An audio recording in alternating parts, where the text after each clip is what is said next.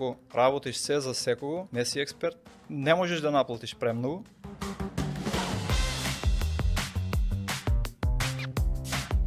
И окей, трета среќа, B2B SaaS. Се уште не сме ептен niche down во нив, но сепак сме во таа индустрија. И од кога избравме да сме niche down за таму, некако почна да се склопуваат сите коцки. Свативме на кои настани треба да одиме, ги научивме многу добро болките на нашите клиенти, научивме како внатрешната организација на компанијата да ја поставиме за најдобро да обслужиме такви компании.